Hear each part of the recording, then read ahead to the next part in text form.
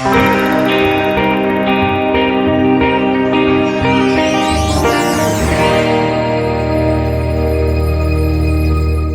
día, jóvenes. En esta ocasión estaremos platicando un poquito sobre los instrumentos de medida. Como ustedes recordarán, en clase nosotros vimos algunos instrumentos. Hoy día les traigo a ustedes otros instrumentos que nos sirven a nosotros en el ámbito de las ciencias para hacer ciertas mediciones.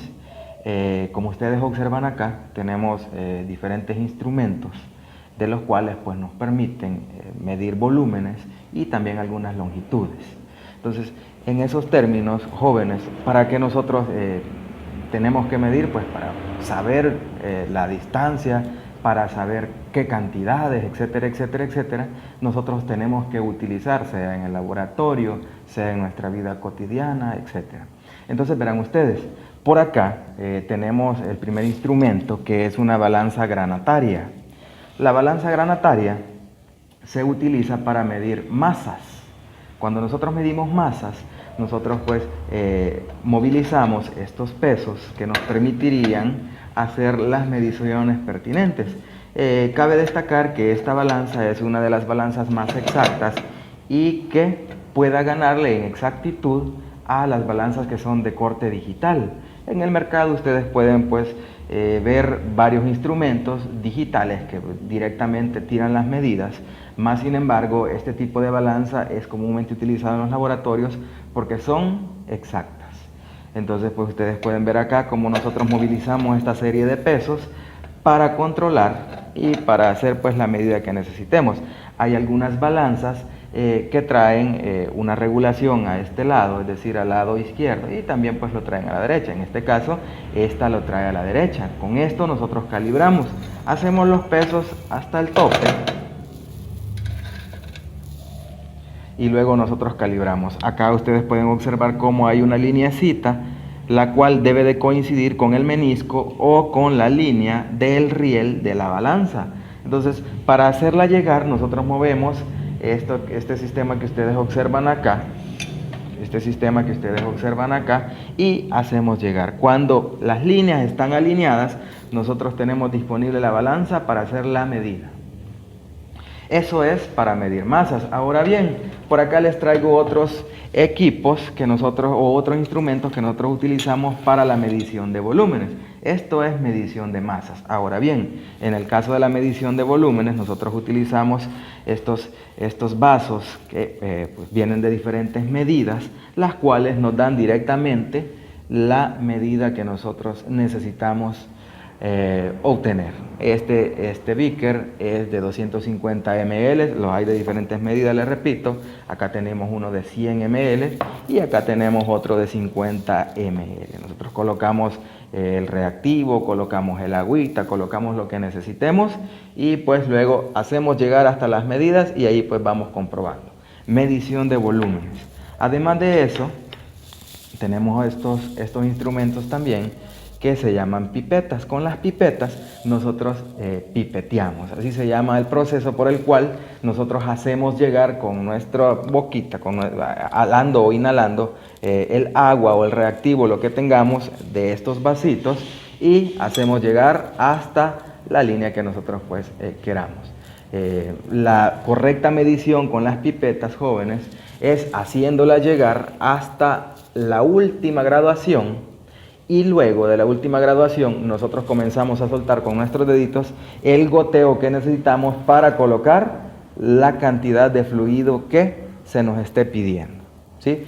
En el caso de que nos pidan unos 3 ml, pues acá está la graduación, es hasta 3, nosotros llegamos a 0 acá y luego dejamos caer por goteo hasta 3 ml. Hay algunos equipos que nos permiten medir más exacto, además de las pipetas, que son las pipetas volumétricas. Las pipetas volumétricas traen como una especie de esfera de cristal acá que permite que nosotros llegamos a una medida y de esa medida no podemos medir más.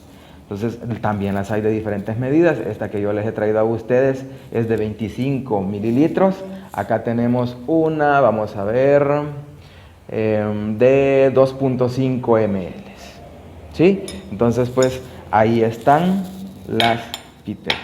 Ahora bien, Tenemos también los termómetros, este termómetro es de mercurio, nos permiten pues medir temperaturas, ¿sí? En el caso de las temperaturas, nosotros con los termómetros, en ciencias nosotros utilizamos mucho los termómetros para medir temperaturas de agua o cuando se requiere ciertas temperaturas en ciertas reacciones químicas, nosotros estamos monitoreando que la reacción química se mantenga a esa temperatura. Por lo tanto, estos termómetros son muy convenientes. Nosotros los colocamos, los dejamos un ratito y luego hacemos la medición.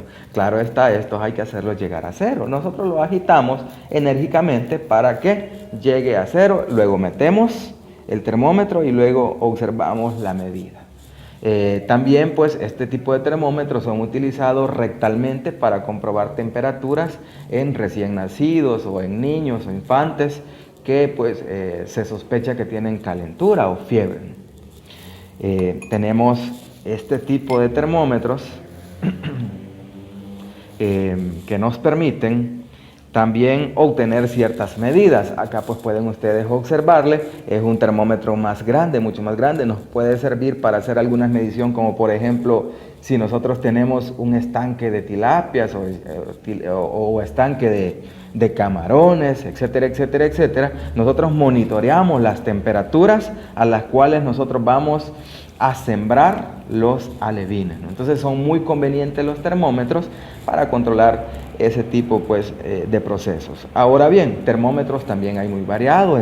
Tenemos el de mercurio, tenemos termómetros digitales, tenemos termómetros hasta para cocina, etcétera, etcétera, etcétera. Son instrumentos de medida.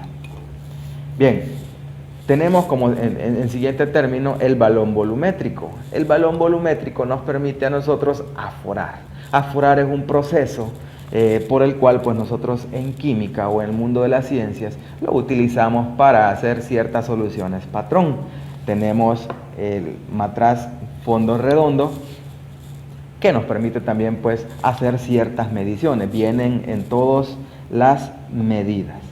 Tenemos un Erlenmeyer, un matraz Erlenmeyer, fondo plano, también pues que viene con su respectiva graduación. Todo es para medición de volúmenes. Y por último pues tenemos la probeta que nos permite hacer ciertas mediciones. Colocamos el fluido, luego observamos cuánto queremos medir y luego pues trae un dispositivo acá para nosotros colocarlo, ya sea a un vaso de precipitados, ¿sí? A un beaker o ya sea a otro pues recipiente. Bien, eso es con respecto a los volúmenes. Todo este equipo que ustedes observan acá se utiliza para el manejo de volúmenes. Ahora bien, también tenemos instrumentos de medición de longitudes. Con los instrumentos de medición de longitudes ustedes tienen más relación porque son instrumentos como reglas, son instrumentos como metros. Pues en las carreteras nosotros observamos ciertas señalizaciones en kilómetros, etcétera, etcétera, etcétera. Recuerden ustedes que medir es comparar, ¿no? Entonces pues estos instrumentos nos permiten a nosotros comparar una unidad patrón con lo que nosotros queremos medir, ¿no? Entonces pues por acá tienen esta cinta es comúnmente utilizada en el mundo de la confección y pues también es utilizada para medir, es una de las cintas más inexacta, digámoslo así. Por acá tenemos la cinta métrica. La cinta métrica nos sirve para medir longitudes. Les quiero decir que hay instrumentos que son muy precisos, pero instrumentos que no son tan precisos. Eso dependería de la calidad, dependería del tipo de instrumento y dependería a lo mejor de las marcas, ¿no? Entonces pues acá tenemos un instrumento que no es tan exacto, pero para eso pues en una clase posterior yo les voy a explicar a ustedes cómo nosotros hacemos más exactos los instrumentos de medición. Este es un instrumento utilizado en el mundo de la albañilería. Si nosotros queremos medir cierta longitud, pues nosotros lo que hacemos es colocarle y hacer la observación. En este caso pues este termómetro de longitud o por lo menos el estuche debería de medir 26.4 de longitud. Además nos permite también hacer mediciones internas. Algunas veces cometemos el error nosotros al desconocer que cuando vemos que es flojito este ganchito, le damos un martillazo por aquí para que nos quede fijo porque creemos que la cinta está defectuosa. No, ¿verdad? La cinta ya está diseñada para que el grosor del vuelo que tiene esta piececita sea 1 milímetro, el milímetro de distancia que nosotros pues colocamos al medir interiores y el milímetro de distancia que se ala al medir exteriores o longitudes exteriores. Bien, eso sería todo entonces, chicos, con los instrumentos de medición. Existen instrumentos como los calibradores pie de rey, los micrómetros, que son instrumentos de medidas súper confiables que nos permiten a nosotros hacer mediciones exactas y se utilizan en el mundo de la matricería.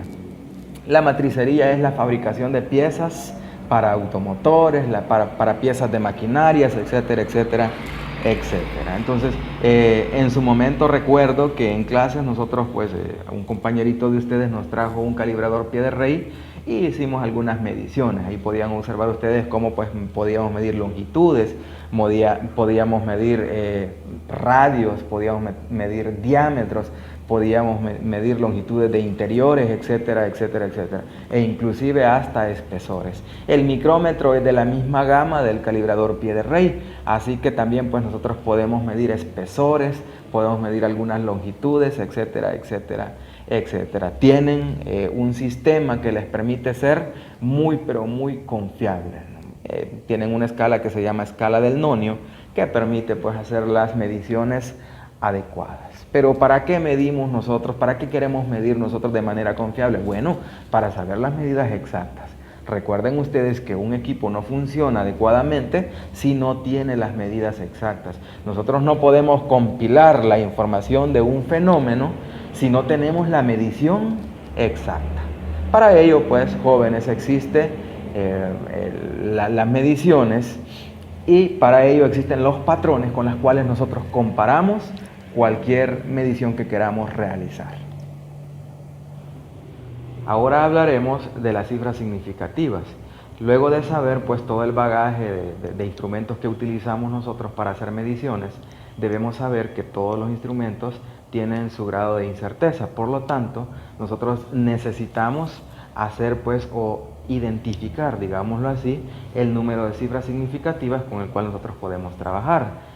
Para saber de cifras significativas, nosotros debemos conocer ciertas reglas importantes, de las cuales pues nosotros podemos identificar de cada cantidad las cifras que nos convienen y las cifras que no nos convienen.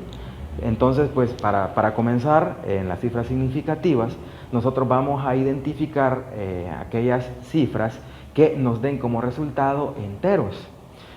Bajo estos términos, lo que vamos a hacer es conocer o identificar ciertas reglas. La primera regla, y quizás una de las más importantes: todos los números del 1 al 9 son significativos.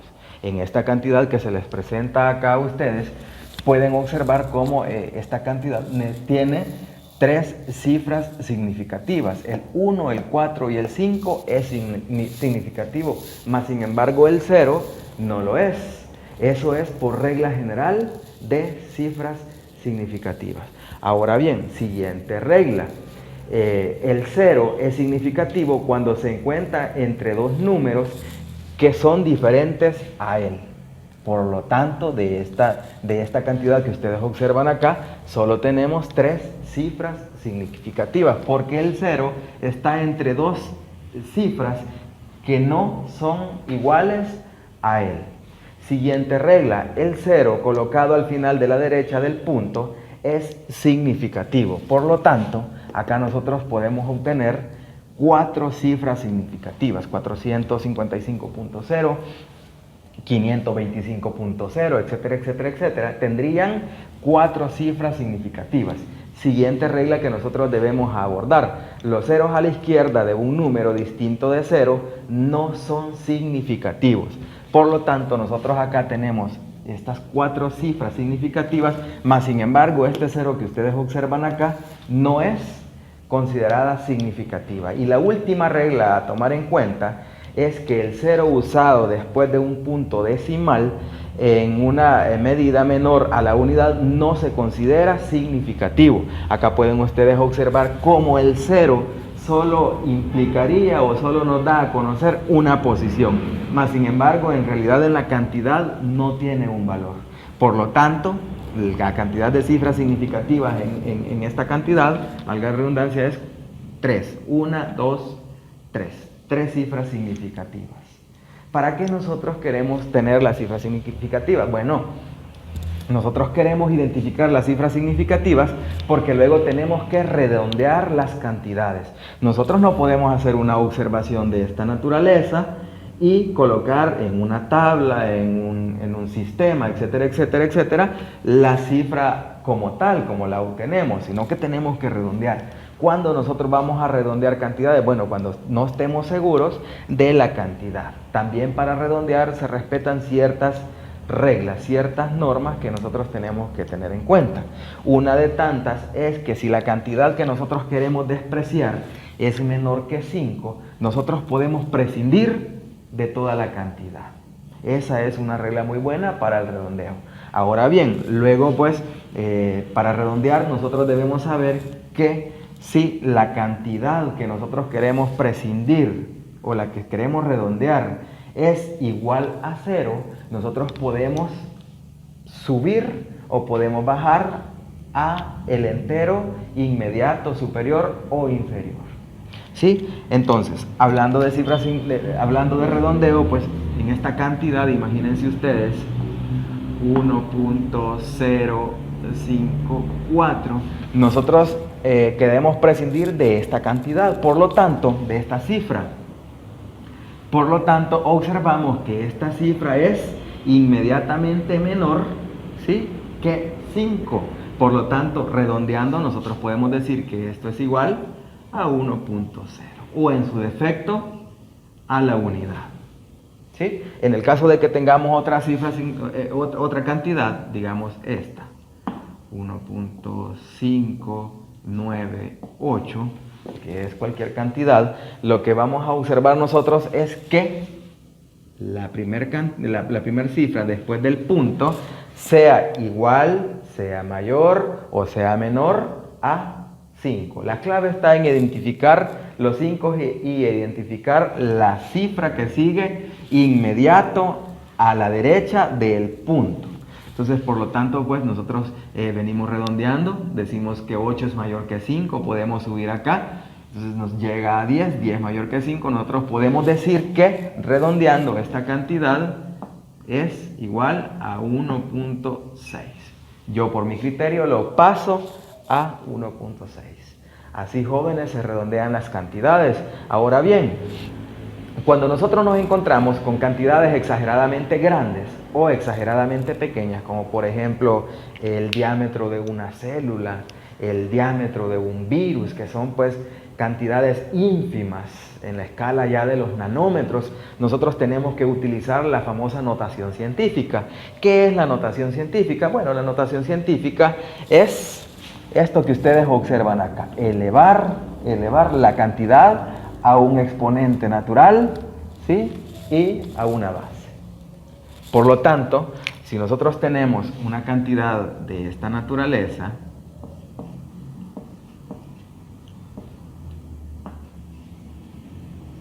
lo que tenemos que hacer para pasar la notación científica es corrernos el punto. Nos vamos hasta la derecha y comenzamos a decir 1, 2, 3, 4 y 5. Tomamos el siguiente número, el número inmediato, ¿sí?, a la primera unidad que tenemos acá, o al primer dígito que tenemos acá, y decimos 1.4, ponemos el símbolo de exponencial, la base o el exponente, y luego pues el número de veces que corrimos el punto va a ser el exponente al cual nosotros vamos a elevar. Como lo corrimos 1, 2, 3, 4, 5, entonces decimos por 10 a la 5 o por 10 a la quinta. Luego hay que observar si nos corrimos hacia la derecha o nos corrimos hacia la izquierda. En esta cantidad nosotros nos hemos corrido hacia la izquierda, por lo tanto el exponente va a ser positivo. Siempre que nos corramos hacia la izquierda, el exponente será positivo, y cuando nos corramos hacia la derecha, el exponente va a ser negativo.